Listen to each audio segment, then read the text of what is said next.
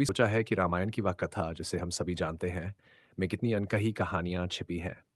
सीता वनवास की एक ऐसी कहानी है जो लोकमानस में गहरे दाग की तरह बस गई। राम ने रावण का वध किया, लेकिन सीता के वनवास का कलंक उनसे कभी छूटा नहीं। क्या सीता वनवास के पीछे केवल धोबी का तर्क था, या इसमें छिपे थे और भी कारण? आनंद रामायण से लेकर आदिवासी कथाओं तक सीता के वनवास की अनगिनत व्याख्याएं हैं जो आपको सोचने पर मजबूर कर देंगी। इस वीडियो में हम रामायण की विविध कहानियों को एक नई दृष्टि से समझने का प्रयास करेंगे। तो चलिए इन गूढ़ रहस्यों को मिलकर खोलते हैं। वीडियो को अंत तक देखें, लाइक, कमेंट और चैनल को सब्सक्राइब करना न भूलें ताकि ऐसी और भी रोचक कहानियां आपसे छूट न जाएं।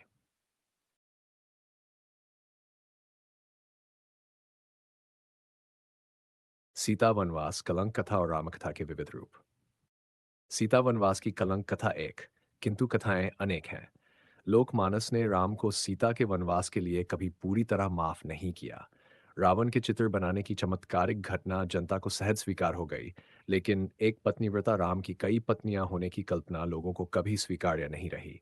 देश में राम के बिना कोई विविध नहीं है, और राम कथाओं की विविधता अद्वितीय है। राम तो हर जगह मौजूद है, पर उनके वर्णन के तरीके अलग-अलग हैं। फिर भी इसमें कोई संदेह नहीं कि मूल कथा ऋषि वाल्मीकि द्वारा रचित रामायण ही है। सभी कथाओं के रूपक वहीं से लिए गए हैं। राम के व्यक्तित्व का बाना अलग-अलग हो सकता है, लेकिन न तो राम बदले हैं, न उनका उद्देश्य और न ही उनका देश। इसीलिए राम ही हर स्थान पर समाये हुए हैं। पूरब हो, पश्चिम हो, उत्तर हो या दक्षिण, हर जगह राम है, और हर जगह रावण भी। राम का जन्म ही रावण के वध के लिए हुआ था। जितनी भी राम कथाएं हैं, सभी वाल्मीकि रामायण से प्रेरित है। रामायण के बाद 10वीं शताब्दी में कंबन ने रामायण महाकाव्य की रचना की, जो दक्षिण भारत में अत्यधिक लोकप्रिय हुआ। ईसा से 600 वर्ष पूर्व लिखी गई रामायण। ऐसा माना जाता है कि त्रेता युग में कौशल नरेश दशरथ के घर राम ने जन्म लिया था। कुछ विद्वान कहते हैं कि ऋषि वाल्मीकि ने रामायण को ईसा से 66 वर्ष पूर्व लिखा था। महाभारत, जो इसके पश्चात लिखा गया, उसमें बौद्ध धर्म का कोई वर्णन नहीं है, जबकि इसमें जैन, शैव, पाशुपत आदि अन्य परंपराओं का वर्णन है। इस कारण रामायण गौतम बुद्ध के काल से पहले की मानी जाती है। भाषा और शैली से भी ये प्रतीत होता है कि ये ग्रंथ पाणिनि के समय से पूर्व का है। रामायण का पहला और अंतिम कांड संभवतः बाद में जोड़ा गया था। अध्याय 2 के कई संदर्भ यूनानी सभ्यता से प्रभावित है, जिससे यह पुस्तक दूसरी सदी ईसा पूर्व की प्रतीत होती है, पर यह धारणा विवादित है। कुछ विद्वान इसे 600 वर्ष ईसा पूर्व की मानते हैं, क्योंकि बौद्ध जाक रामायण के पात्रों का उल्लेख करते हैं, जबकि रामायण में जातक के चरित्रों का उल्लेख नहीं मिलता। रामकथा का समयानुसार विकास। रामायण के विभिन्न संस्करणों में कई भिन्नताएं देखने को मिलती हैं। उदाहरण के लिए तुलसीदास की रामचरितमानस में सीता की अग्नि परीक्षा और वनवास का उल्लेख नहीं है। तुलसीदास ने शायद इन विवादित प्रसंगों से बचने का प्रयास किया, जबकि कंबन की तमिल रामायण में इन प्रसंगों में राम की आलोचना की गई है। यह दर्शाता है कि महर्षि वाल्मीकि ने अपने समय की परिस्थितियों के अनुरूप रामकथा का वर्णन किया था, जबकि बाद के लेखकों ने अपने समय के सामाजिक आदर्शों के आधार पर कथा का पुनराविष्कार किया।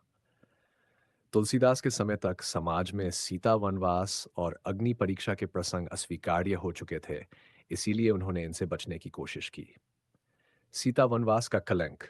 14वीं सदी में पूर्वी भारत में शंकरदेव ने असमी भाषा में रामायण लिखी, जिसमें भी कुछ प्रसंग भिन्न थे।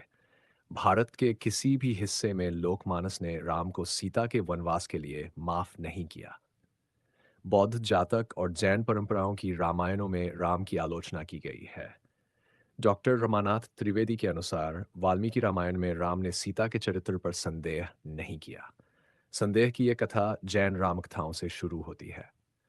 पोमचरियु में नागरिकों ने राम से सीता के कलंक की बात कही, और राम ने सेनापति से सीता को वन में छोड़ आने का आदेश दिया।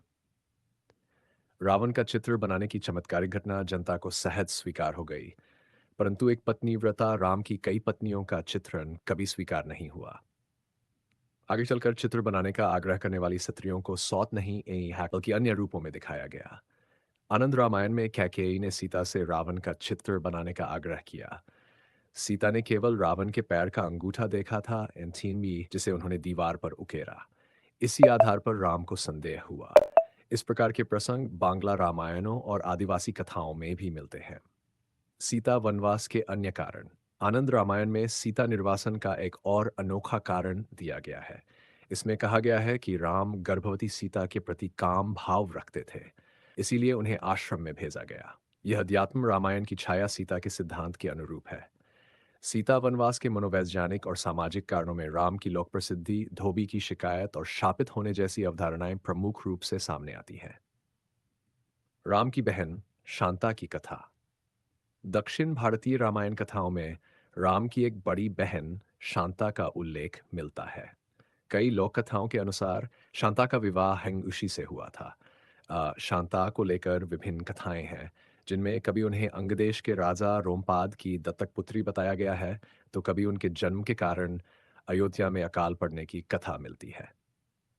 रामकथा का विविध स्वरूप। इन सभी विविधताओं के बावजूद हर राम कथा में राम नायक है और रावण खलनायक। राम का उद्देश्य लोकहित के लिए रावण का वध कर विभीषण को लंका का राज्य सौंपना है। राम का यही रूप पूज्य है और लोक में अनुकरणीय है। जय श्री राम।